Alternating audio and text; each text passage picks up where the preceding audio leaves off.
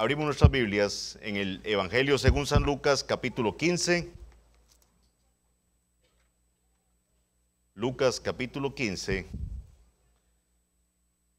Hoy tenemos una lectura extensa, mis hermanos, una lectura hermosa, que no deja de tener sus dificultades también a la hora de exponerla, así que rogamos que sea el Espíritu Santo el que nos instruya esta mañana, que podamos de verdad entender esta porción tan hermosa de la palabra del Señor, que ha sido popularmente denominada la parábola del Hijo Pródigo.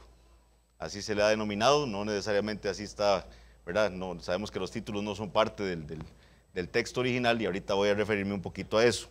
Lucas capítulo 15, versículos 11 al 32. Leamos primero el texto y después vamos a estar explicándolo, vamos a ir recorriendo prácticamente versículo por versículo esta hermosa parábola. Lucas 15, 11 al 32. Dice así la palabra del Señor. También dijo: un hombre tenía 2 hijos, y el menor de ellos dijo a su padre: Padre, dame la parte de los bienes que me corresponde, y le repartió los bienes. No muchos días después, juntándolo todo, el hijo menor se fue lejos a una provincia apartada, y allí desperdició sus bienes, viviendo perdidamente. Y cuando todo lo hubo malgastado, vino una gran hambre en aquella provincia, y comenzó a faltarle. Y fue y se arrimó a uno de los ciudadanos de aquella tierra, el cual le envió a su hacienda para que apacentase cerdos. Y deseaba llenar su vientre de las algarrobas que comían los cerdos, pero nadie le daba. Y volviendo en sí dijo: ¿cuántos jornaleros en casa de mi padre tienen abundancia de pan, y yo aquí perezco de hambre?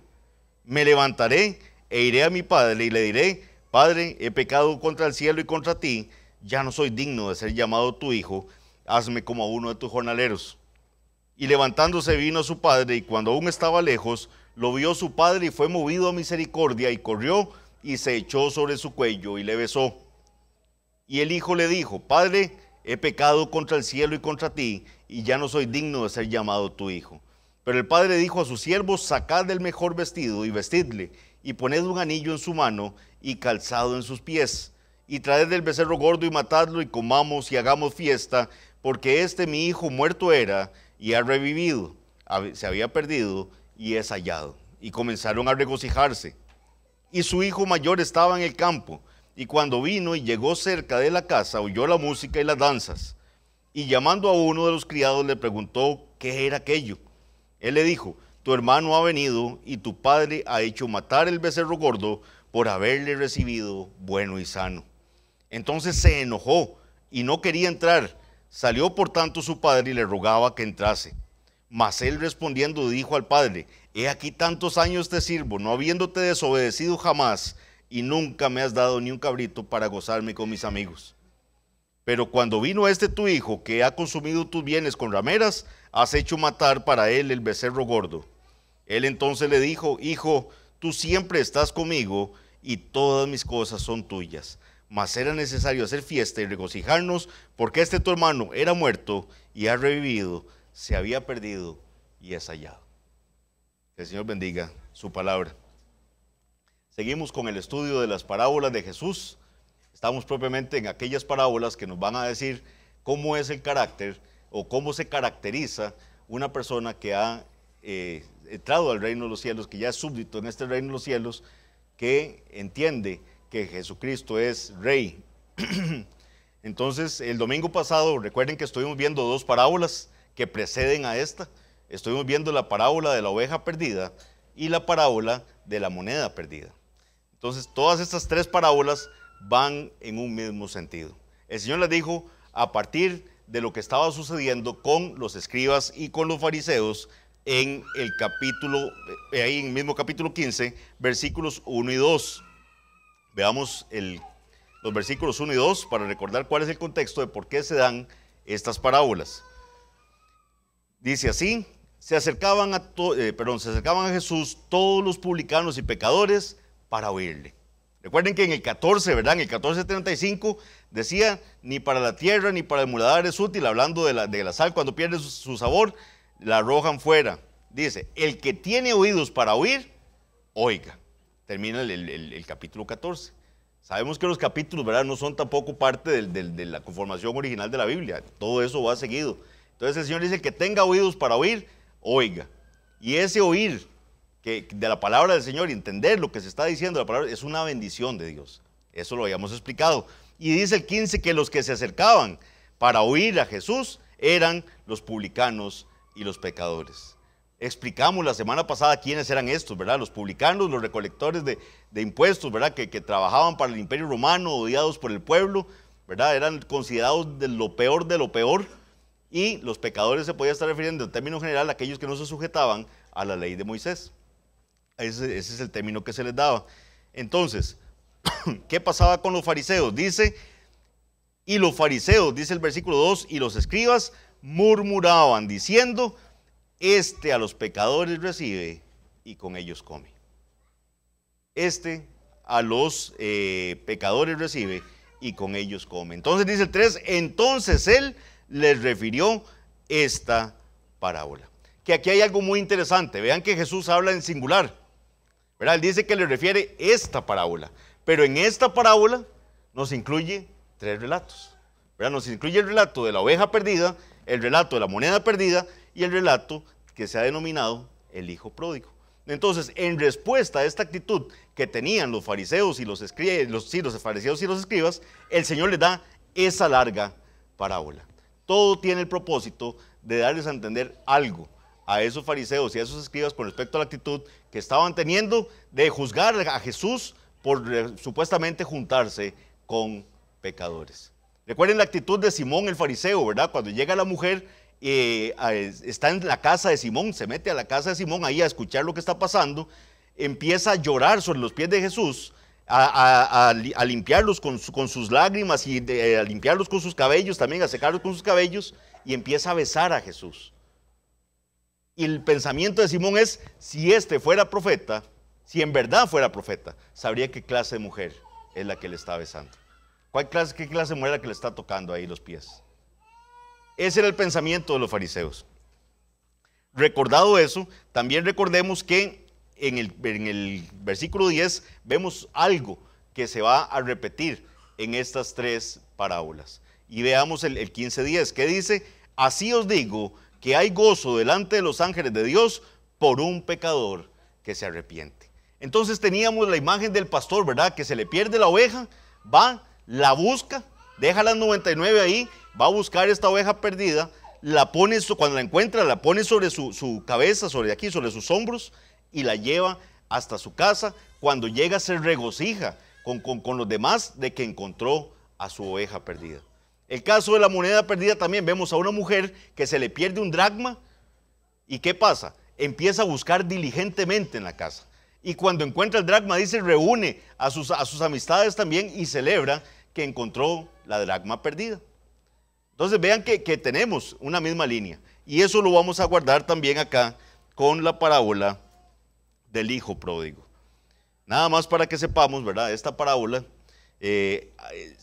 si no es es una de las más famosas, si no es que es la más famosa de todas las parábolas que Jesús dijo. Esto porque así ha llegado a determinarse a nivel mundial.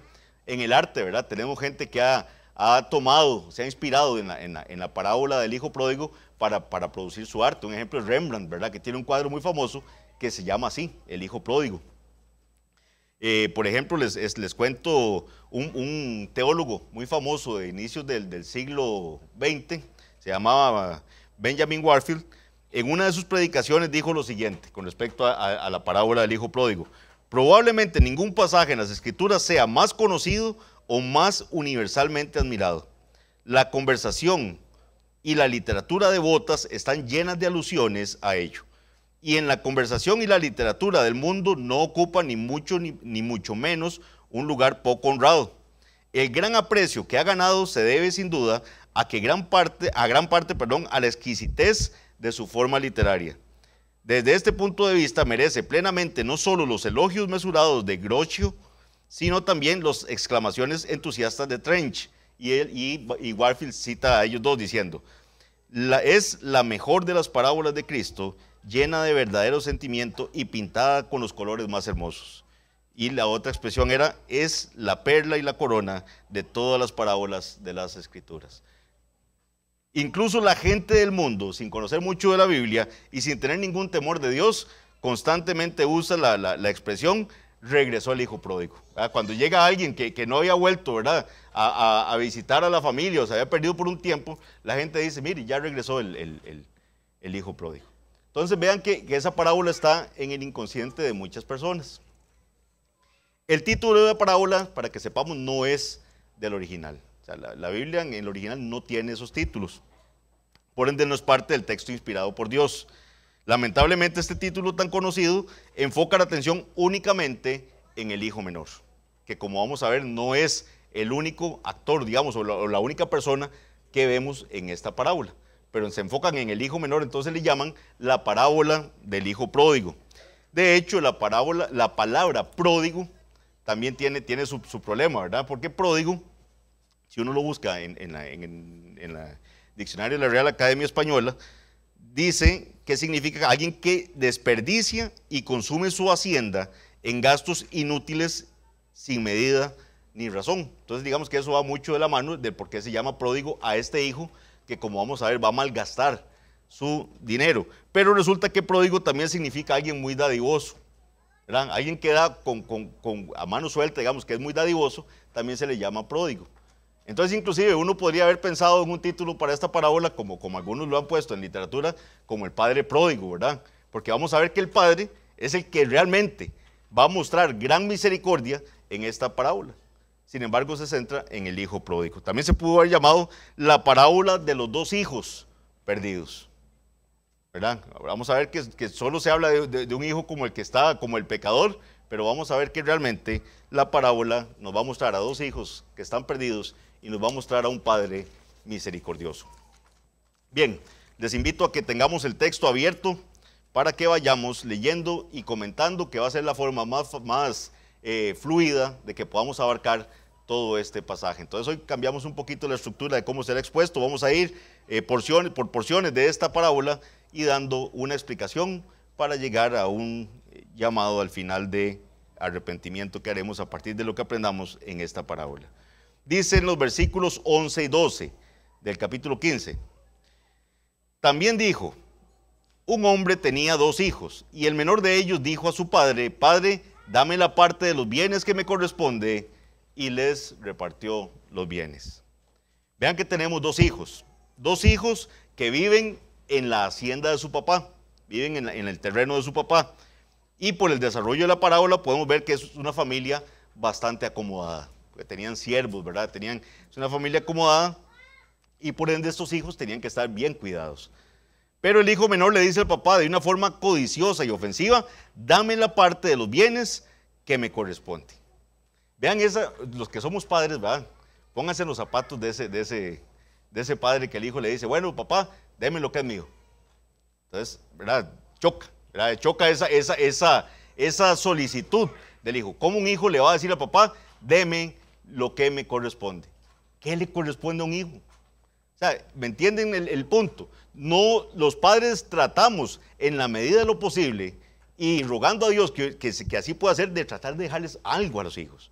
Pero de ahí a que un hijo le exija a un padre que le dé lo que le corresponde, entonces ahí tenemos un serio problema. Hay un irrespeto hacia la figura paterna y los que estaban escuchando la parábola tenían que haberse sorprendido por esa solicitud que está haciendo este hijo al padre. O sea, es prácticamente deme lo que es mío. Entonces, ¿por qué era sorprendente esto? Porque se supone, digamos, lo normal que ocurre en esto es que un hijo reciba lo que es del padre en el momento en que el padre fallece. O sea, ya cuando el padre falte, entonces los bienes que eran del padre pasarán a los hijos, no antes. Entonces era como que el hijo estuviera deseándole la muerte a su papá. Era como eso. Este hijo quería las cosas de su papá, pero no quería el papá.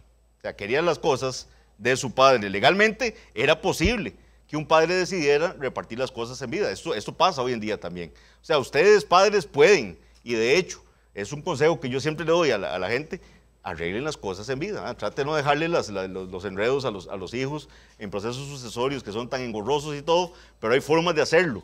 Pero es una voluntad del padre.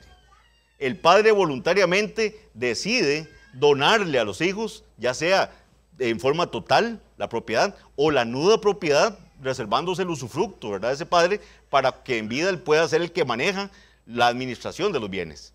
Pero es una decisión voluntaria del padre. No puede ser algo que un hijo llegue a exigirle a ese padre. Y en este caso tenemos, en la narrativa que está haciendo el Señor en la parábola, tenemos un hijo que le exige al padre: deme lo que me corresponde. La iniciativa tenía que ser del padre y no del hijo. Este hijo menor vivía físicamente con su padre, pero sus afectos estaban en otra parte. Su corazón estaba puesto en las cosas temporales y no en la relación con su padre, hasta el punto que se vuelve prácticamente un estorbo para él. O sea, le está diciendo en otras palabras: papá, démelo ya, porque ya no quiero estar aquí con usted. Ahora bien, si los oyentes estaban impactados con esta petición tan grosera del hijo, más impactados quedan con lo que le responde el padre a esta petición. Vean que dice en los versículos que leímos, dice: padre, dame la parte de los bienes que me corresponde. Entonces uno pensaría: ¿qué pasó con esto? ¿El padre le reprendió? ¿El padre lo regañó? ¿Lo desconoció como hijo por algo así? No, nos dice el versículo: y les repartió los bienes. Les reparte los bienes. Accede a la petición del hijo menor, pero no solo se los da al menor, sino que le da a los dos hijos de una vez. Le reparte los bienes a los dos hijos. Dice: el hijo mayor, tuvo que haber recibido 2/3 de la herencia que le hubiera tocado, y el hijo menor 1/3 de esta parte. ¿Por qué? Porque así lo establecía la ley. Vean que en Deuteronomio 21, del 15 al 17, lo leo para ustedes para que aprendamos esto también y lo tengamos presente.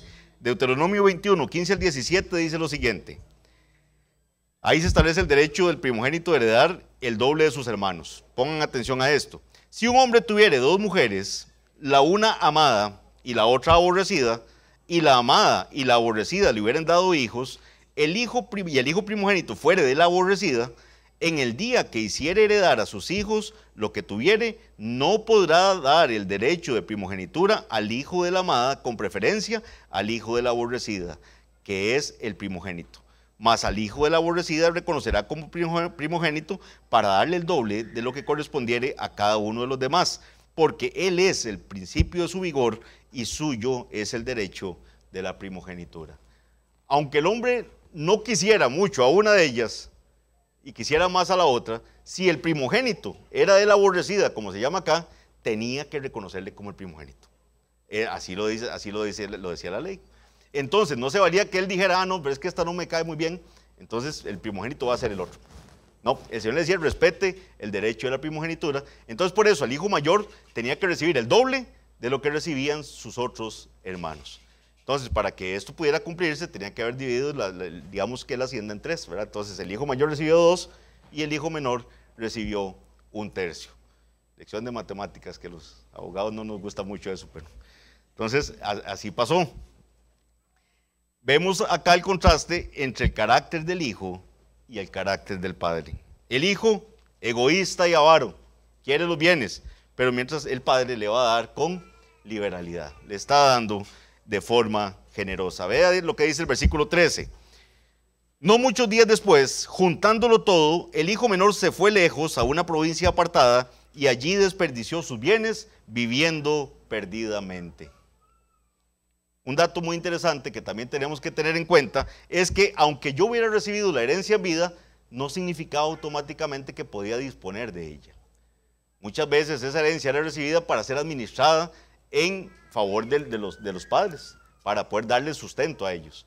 Entonces no significaba que porque hubiera recibido los bienes ya pudiera disponer de los bienes inmediatamente. Pero vean que el versículo nos dice que no muchos días después de que ocurre que el padre le da los bienes, lo junta todo. ¿Qué significa eso? Los bienes que el padre tenía, probablemente sí había algo de efectivo, pero no todo era efectivo.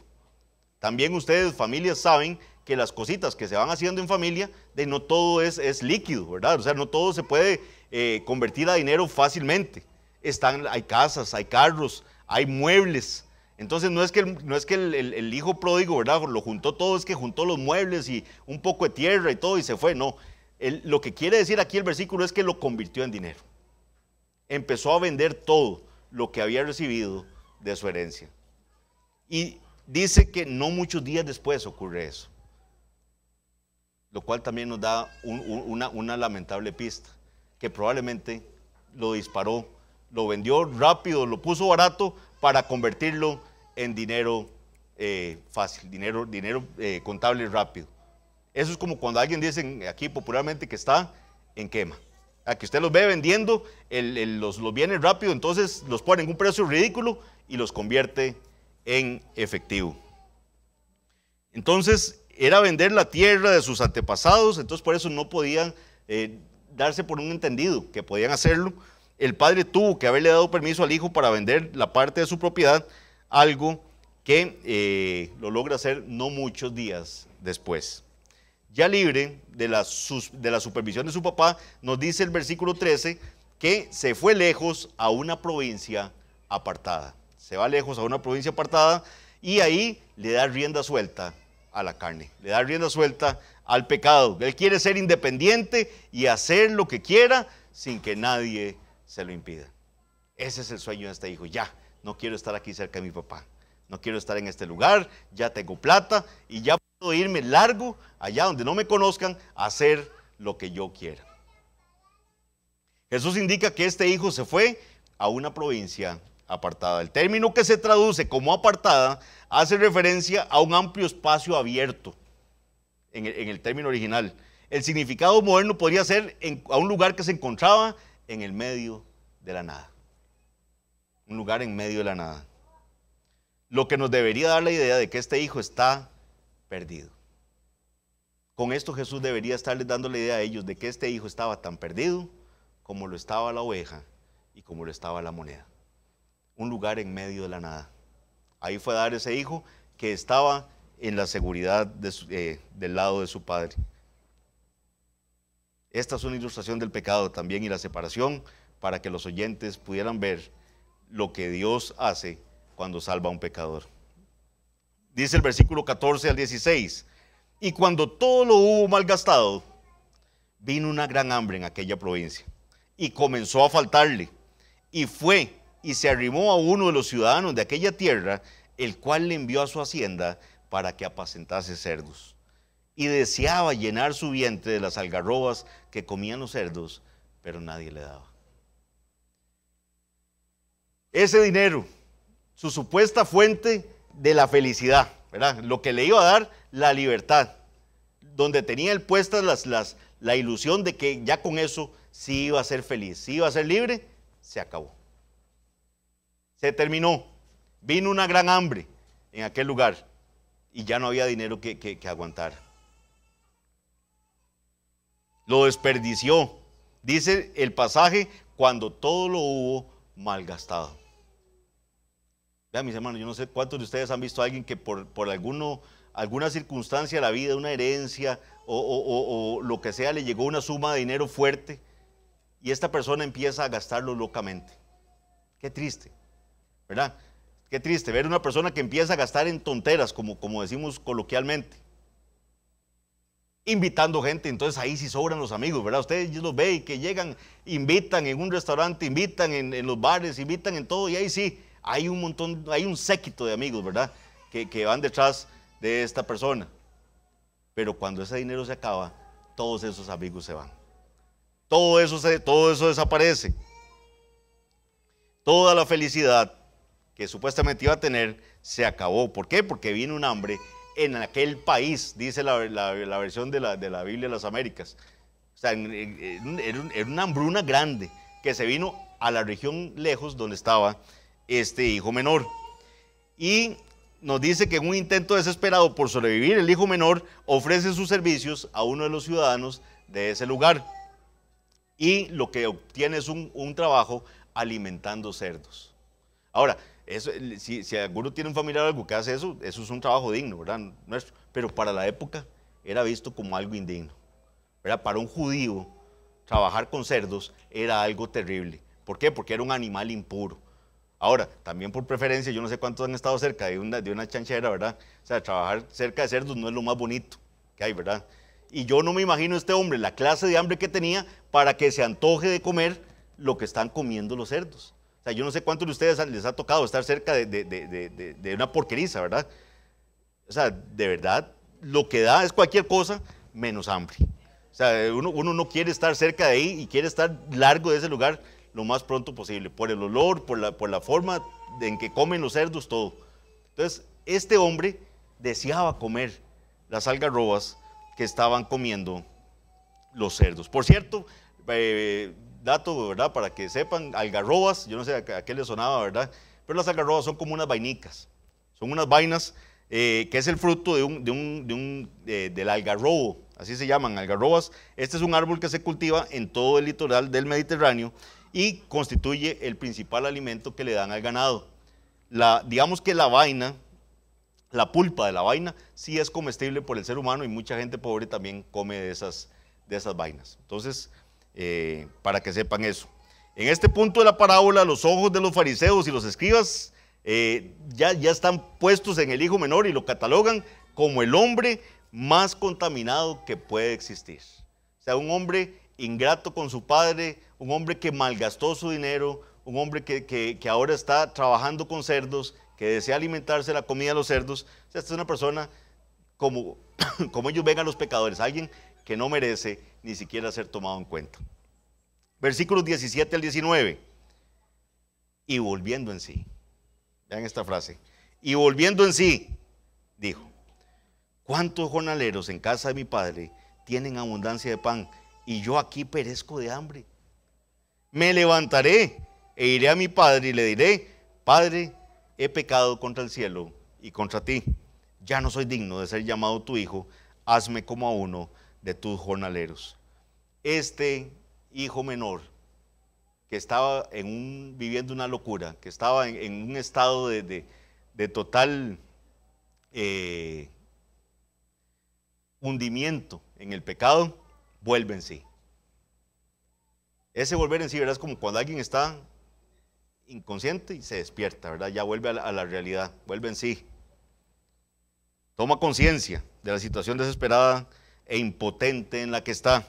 Logra entender que ha sido egoísta y codicioso y que desperdició la riqueza de su padre, a quien abandonó. Pero en este volver en sí hay un gran peligro. Y ha sido la caída de muchos en esta parábola. Muchos ven al hijo pródigo volviendo en sí por sí mismo. O sea que él, ya después de un largo tiempo de reflexión, llegó al convencimiento de que no estaba haciendo bien. Y ejerciendo su libre albedrío, fue y se devolvió a la casa de su padre. Este hijo estaba consumido en el pecado, estaba perdido. Lo que nos han mostrado las parábolas precedentes es que había algo perdido y tuvo que ser buscado.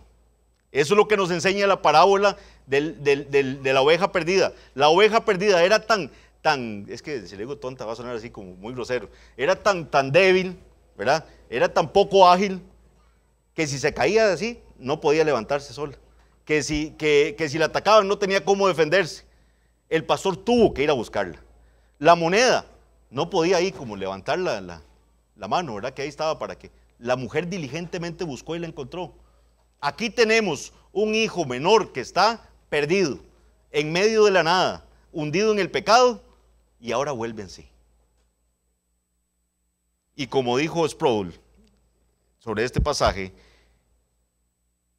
él volvió en sí, pero no por sí mismo. Él vuelve en sí, pero no por sí mismo. Solo Dios puede despertar a un pecador del letargo en el que está cuando está hundido en el pecado.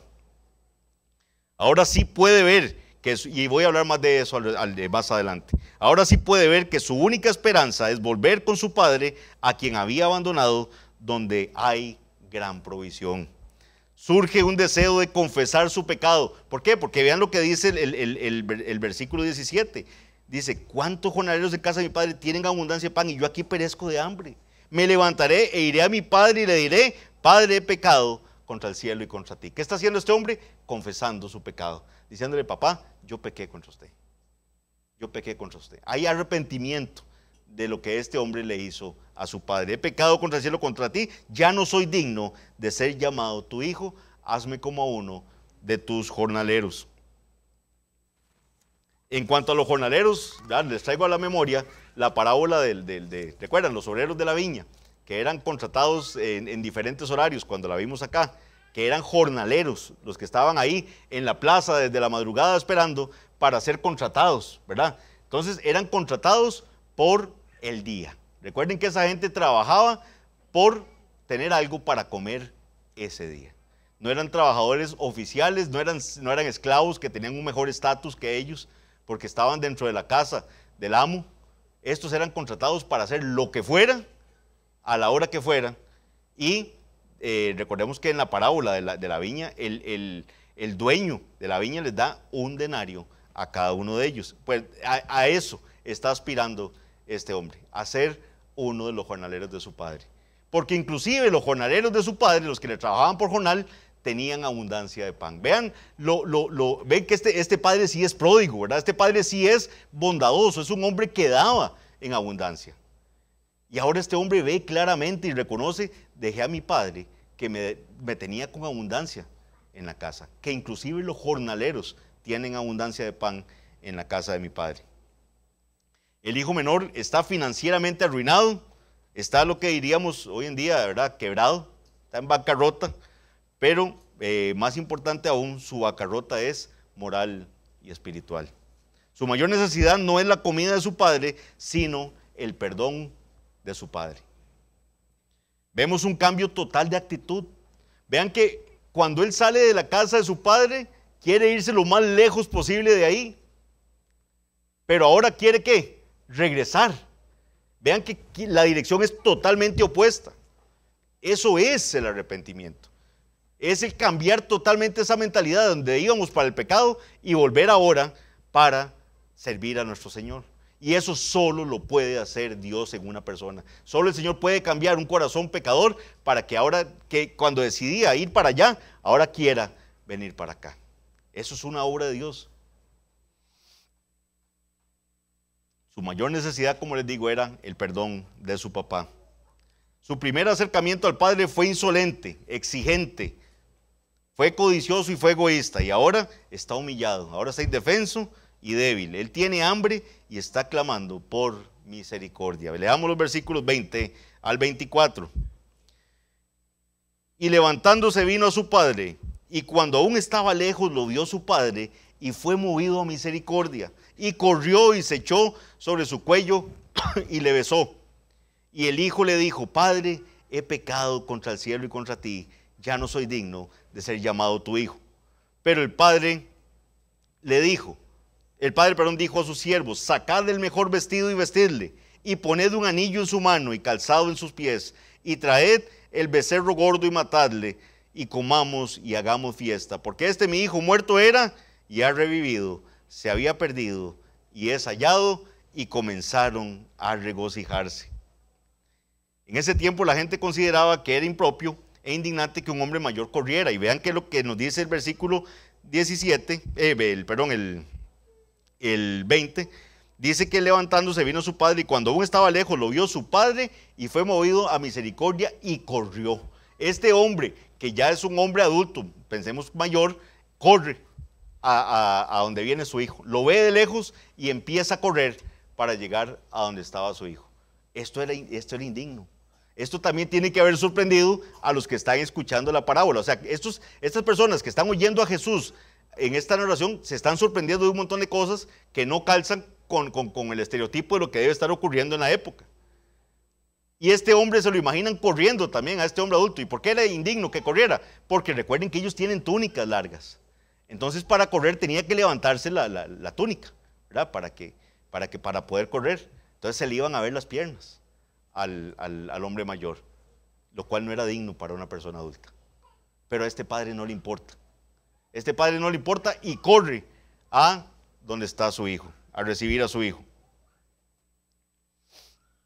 Sin importarle eso, el padre abraza al hijo por el cuello y de forma tierna lo empieza a besar fervientemente.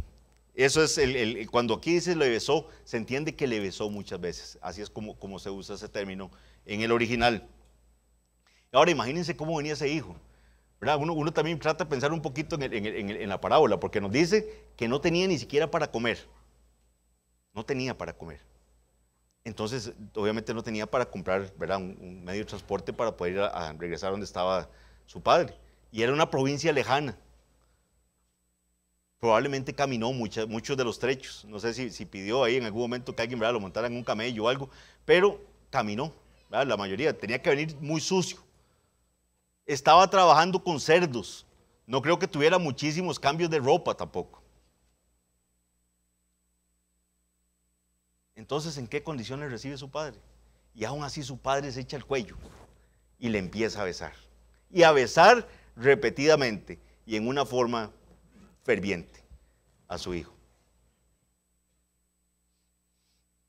Aún más, vean qué importante, le da 3 regalos, le da 3 objetos bien importantes a su hijo. Vean lo que nos dice el pasaje que estábamos leyendo.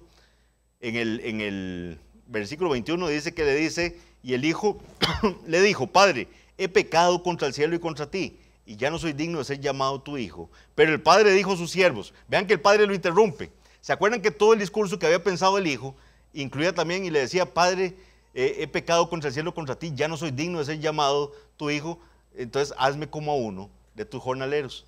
Pero vean que el padre ni siquiera lo deja llegar a esa parte. O sea, está tan contento el padre de haber recibido a su hijo que ni siquiera lo deja terminar el que le haga como a uno de sus jornaleros. Regresó su hijo, eso es lo que él tiene ahí, la felicidad tan grande de tener a su hijo. Y manda a sacar el vestido y a vestirle. Le da ese vestido que se entregaba a invitados de honor. Dice que también le da un anillo. Le da un anillo que significaba ¿qué? Esa autoridad del padre. ¿Por qué sabemos eso? Porque en la antigüedad se firmaba con el anillo, ¿verdad? Se tenía un sello familiar que significaba autoridad también. Esto lo podemos ver nada más para citar un par de ejemplos en la Biblia. Pasó con José. ¿Se acuerdan cuando Faraón le da a José el anillo, ¿verdad?, para que pueda ejecutar el plan que tiene José para poder resguardar a la tierra de Egipto? Eso lo vemos en Génesis 41, 41 y 42. Y hay un caso también registrado en el libro de Esther, ¿verdad? En el libro de Esther vemos cuando el rey Asuero le da a Amán el anillo para que Amán, que lo había convencido de hacer aquel decreto terrible, ¿verdad?, de exterminar al pueblo judío, entonces le da el anillo para que él pueda ponerle sello y ejecutar el decreto para perseguir al pueblo de los judíos. Pero entonces Asuero, el rey, le da ese anillo a Amán. Entonces eso significaba también que le daba esa autoridad de la familia a su hijo que los había dejado abandonados. También le da, dice que calzado. Dice el versículo 22, pero el padre dijo a sus siervos, sacad el mejor vestido y vestidle, y poned un anillo en su mano y calzado en sus pies. Solo la familia tenía calzado, los siervos no tenían calzado, andaban descalzos. Le está restituyendo en la familia, le está dando su lugar de hijo a este. Además de esos elementos, el padre mandaba matar el becerro gordo que estaba reservado para ocasiones especiales. Hizo una gran fiesta. Estaba contento el padre de que su hijo lo había recibido bueno y sano. Jesús está mostrando el carácter misericordioso del padre al centrarse en las acciones de él hacia su hijo. Vemos que el pasaje dice, y cuando aún estaba lejos, lo que nos muestra que el padre lo estaba buscando. El padre le estaba buscando, no estaba sentado esperando que viniera él. Lo que vemos es que el padre en realidad está recuperando el terreno de la separación corriendo hacia él. En esta escena Jesús nos lleva de regreso a Dios buscando y salvando pecadores. Dios se regocija. Las Escrituras nos dicen que comenzó a celebrar este padre. Acá vemos cosas más grandes que los tesoros materiales. Vemos las riquezas del arrepentimiento, del perdón, de la misericordia y de la reconciliación. El hijo intentó expresar lo que había en su corazón arrepentido, pero no le dio tiempo, como les digo. El padre lo interrumpe y lo abraza y lo empieza a besar. Cuando el hijo intentó organizar su propio banquete persiguiendo las posesiones del mundo, terminó empobrecido. Este hijo trató de organizarse su propia fiesta y terminó siendo un fiasco. Pero cuando permite que el Padre organice un banquete de misericordia, gracia y perdón, termina con un vestido de honor, termina con calzado en sus pies y con un anillo en su mano.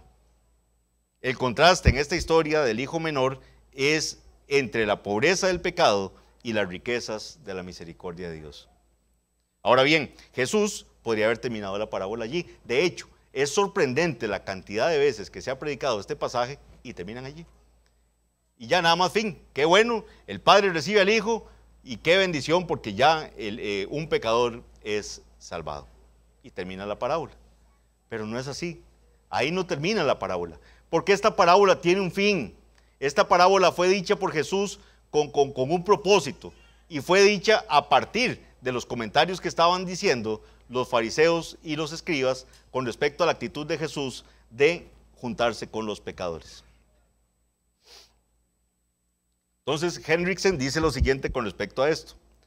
Cualquiera que reflexione por un momento en la razón de ser de esta parábola, entenderá por qué eran necesarios estos versículos finales. Mucha gente no los lee. La parte de qué pasó con el hijo mayor, no la leen. Para sacar a la luz el sentido de esta ilustración, Jesús quería aclarar que el hijo arrepentido, aunque recibido cordialmente por su padre, fue rechazado por su hermano.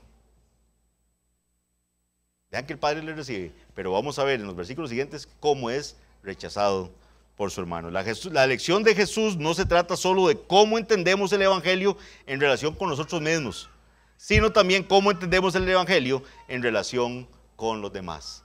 Porque muchas veces es fácil identificarse, sí, claro, yo era el hijo perdido, que el Señor ¿verdad? Me encontró cuando yo estaba hundido ahí en esa, deseando comer la comida de los cerdos.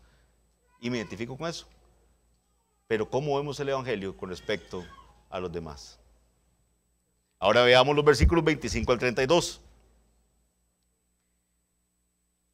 Y su hijo mayor estaba en el campo, y cuando vino y llegó cerca de la casa, oyó la música y las danzas, y llamando a uno de los criados, le preguntó qué era aquello. Él le dijo, tu hermano ha venido, y tu padre ha hecho matar el becerro gordo por haberle recibido bueno y sano. Entonces se enojó, vean la actitud del hijo mayor, se enojó y no quería entrar. Salió por tanto su padre y le rogaba que entrase. Mas él respondiendo dijo al padre, he aquí tantos años te sirvo, no habiéndote desobedecido jamás, y nunca me has dado ni un cabrito para gozarme con mis amigos. Pero cuando vino tu hijo, que ha consumido tus bienes con rameras, has hecho matar para él el becerro gordo.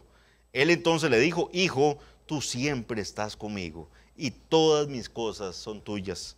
Mas era necesario hacer fiesta y regocijarnos, porque tu hermano era muerto y ha revivido, se había perdido y es hallado. En las quejas del hijo mayor escuchamos el eco de lo que estaban diciendo los fariseos y los escribas en los versículos 1 y 2. Lo del tema de que gastó los bienes en rameras, eso lo asume el hijo mayor, no se nos dice nada en la historia, pero tampoco se refuta nada de parte del hijo menor. Entonces, puede ser que hubiera alguna noticia al respecto, que tuviera el hijo mayor de que eso era lo que estaba haciendo su hermano.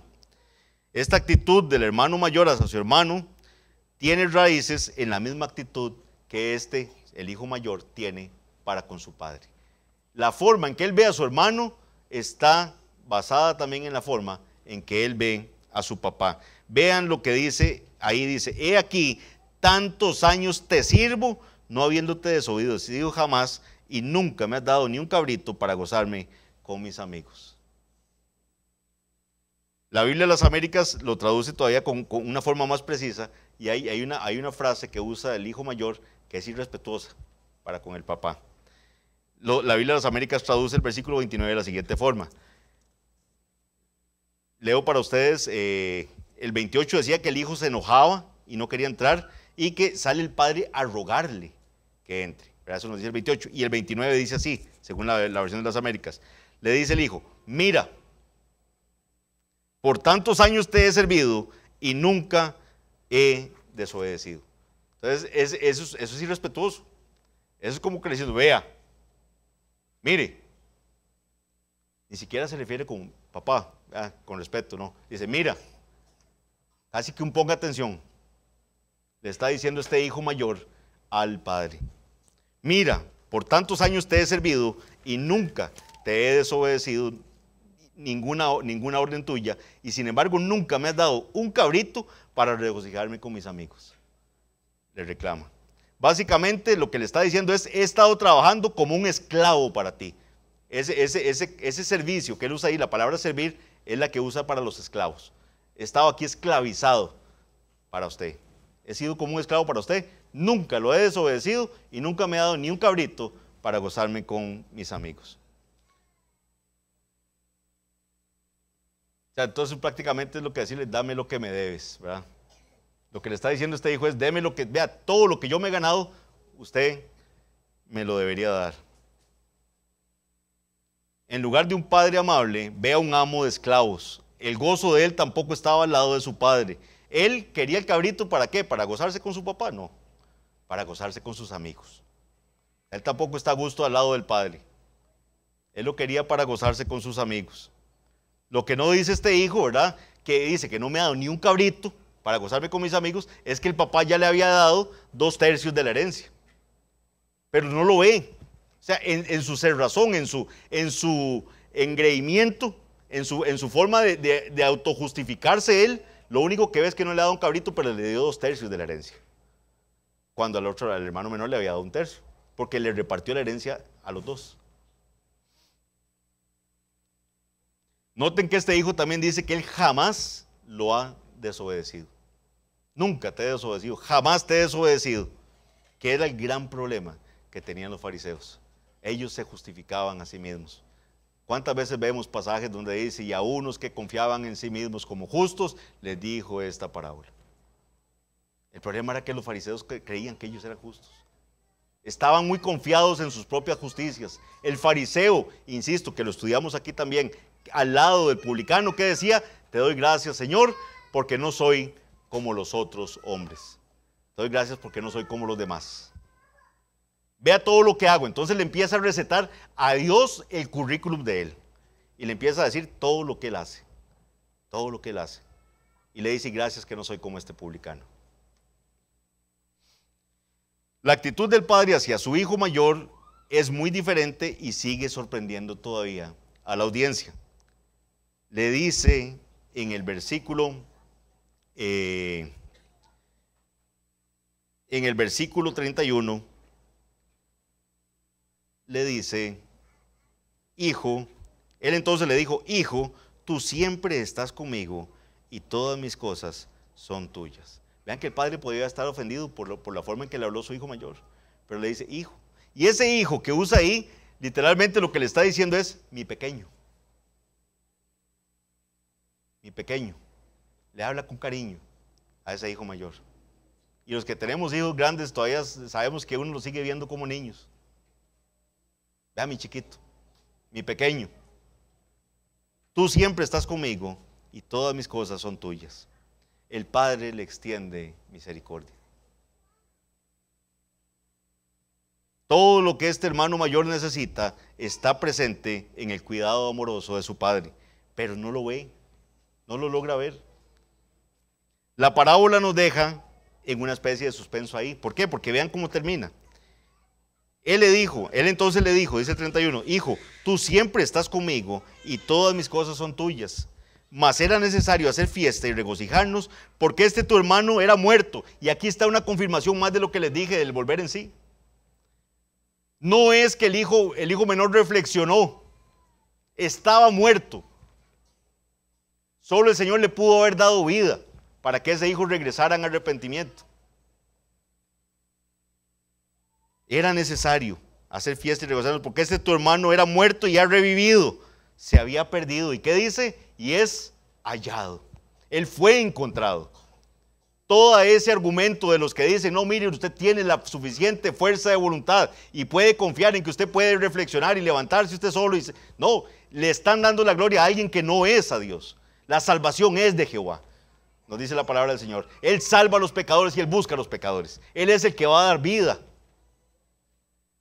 Y Él le dio vida a este hijo menor. Y el padre se regocija. ¿Por qué? Porque estaba muerto y ha revivido, se había perdido y es hallado. Pero no nos dice qué pasó con el hijo mayor. Ahí terminó la parábola, ahora sí terminó. El padre le estaba insistiendo que entrara. Teníamos un hijo que estaba adentro siendo celebrado por haber sido recibido bueno y sano, y tenemos un hijo fuera que no quiere entrar porque está bravo porque regresó su hermano. Pero no nos dice qué pasó. Y aquí han habido varios finales que la gente de verdad pone. Están los que van a decir que este hijo mayor definitivamente no entró por su soberbia y por su forma de autojustificarse. Pero yo quiero traerles una reflexión esta mañana en ese sentido. Vean que Jesús nos está dando a entender que los dos hijos están perdidos. Los dos hijos reciben misericordia del Padre. Los dos hijos están siendo invitados por el Padre a entrar. No todos los fariseos están en el infierno. Sabemos de fariseos que fueron salvados por el Señor. Aún a ellos hay que predicarles el evangelio. Aún por ellos tenemos que estar rogando. Y muchos de los que estamos aquí nos parecíamos mucho más al hijo mayor que al hijo menor, considerando que los demás eran menos y que no merecían la gracia del Señor. Ciertamente ellos estaban juzgando mal al Señor, pero aún así el Señor les está predicando, ¿para qué? Para que se arrepientan. Tenemos a Nicodemo, que el Señor le salvó y fue seguidor. Tenemos a José de Arimatea, que arriesga su propia vida y va y pide el cuerpo del Señor.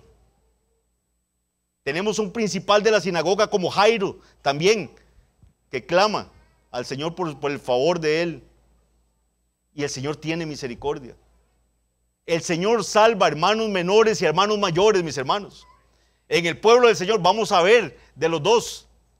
Y no podemos decir cuál sí va a entrar al cielo y cuál no va a entrar al cielo. Tenemos que predicar el evangelio y el Señor salvará a los suyos.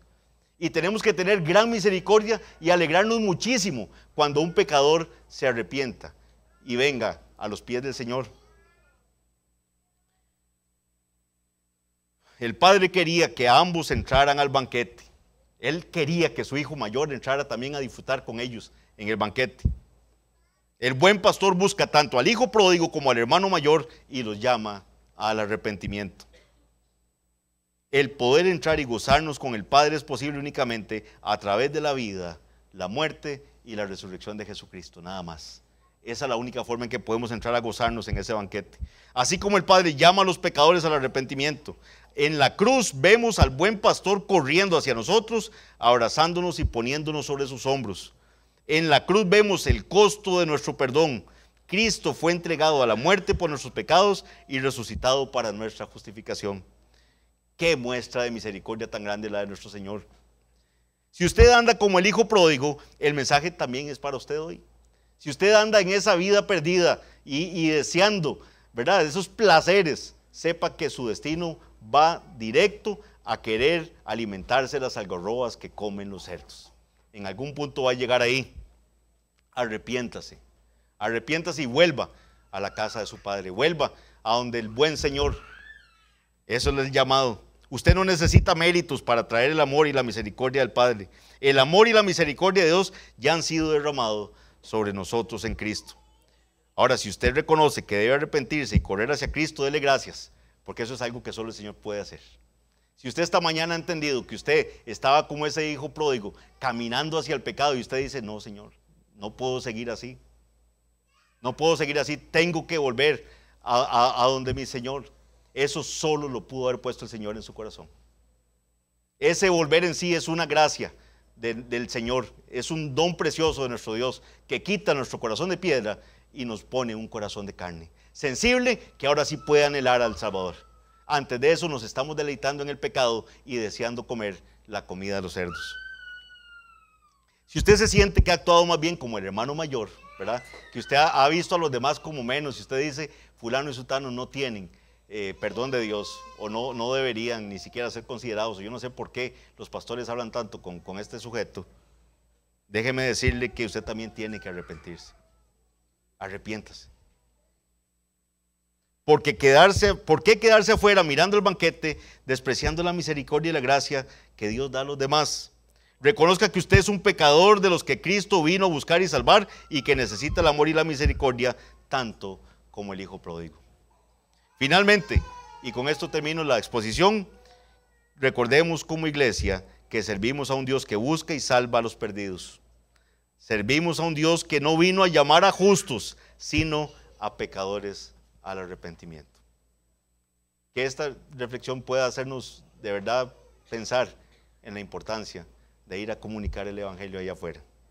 Hoy van a salir a repartir tratados, todavía hay tiempo, lo dijo nuestro hermano Ronnie. Si usted no se había apuntado y puede ir hoy, apúntese. Si no puede hoy, de hoy en 15 se va a repartir nuevamente. No sea indiferente ante los pecadores. Cristo vino a buscar y salvar a esos que están ahí perdidos. Oremos. Padre bendito, Señor, te damos gracias por esta porción de tu palabra. Padre, es hermosa, el expositor es débil, Padre, pero sabemos que la bendición de la sola lectura de tu palabra trae gran beneficio, Señor, a nuestras vidas. Que tu Santo Espíritu hable a nuestros corazones, que cambie nuestras actitudes, Padre bendito, que podamos regocijarnos como el Padre de esta parábola al ver un pecador que se arrepiente, a un pecador que estaba muerto y ha revivido, que se había perdido y es hallado. Te damos las gracias, Señor, porque fuimos de eso, Señor. Fuimos de esas ovejas perdidas que se caían y no podían pararse por sí mismas. Esas monedas que no podían ser encontradas, pero diligentemente las buscaste. Te damos las gracias, Señor, por tanta misericordia. Ayúdanos a no ser negligentes, Señor, con la exposición del Evangelio, a recordar de dónde nos salvaste y a regocijarnos cuando salvas a otros. Que la gloria sea únicamente para ti, en el nombre de Jesús. Amén.